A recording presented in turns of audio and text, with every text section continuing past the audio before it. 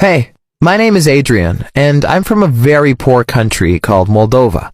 One day, I was walking to school when I saw a girl begging on the street. I felt bad for her. She looked the same age as me, so I gave her my school lunch. Her face was covered in dirt, but I could tell that she was beautiful.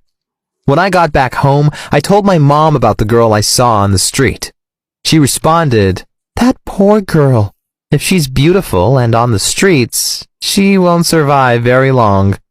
I said, "What? Why not?" My mom responded, "Don't you read the news? They will take her to Turkey and sell her there to evil men." I was shocked and said, "We can't let that happen. We have to rescue her."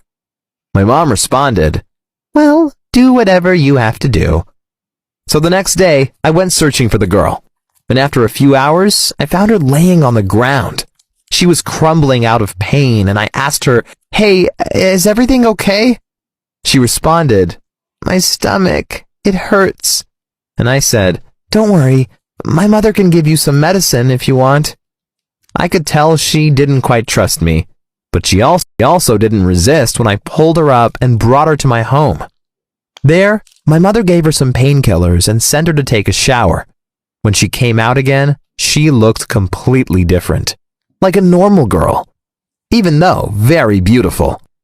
That day, I asked her why she'd been homeless, and she told me how she had grown up on a farm on the countryside, but her mom had turned insane and kicked her out one day.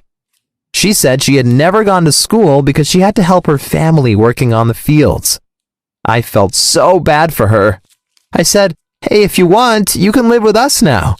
We don't have much money, but we will give our best to take care of you."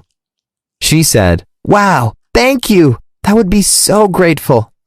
That's how our friendship started. We spent lots of time together and often wandered through the forest. But one time, she hurt her feet and couldn't walk anymore, so I had to pick her up and bring her home.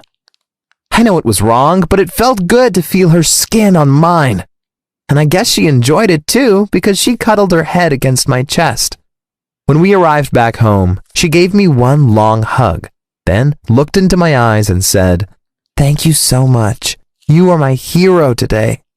Of course, I've had feelings for her before, but now I knew she liked me too.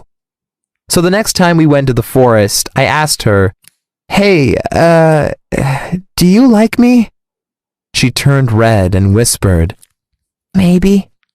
I had no idea what that meant and said, "Oh, it's okay if you don't like me. Don't worry." But she responded, "No, I do like you." Wow, I hadn't expected such a clear answer, but I knew what I had to do next. I gently pulled her towards me and slowly kissed her. And since that day, we have been a happy couple.